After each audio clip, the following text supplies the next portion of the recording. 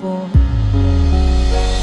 Lumilipas ang panahon, kabiyak ng ating gunitan. Ang mga puno't halaman, bakit kailangan lumisan?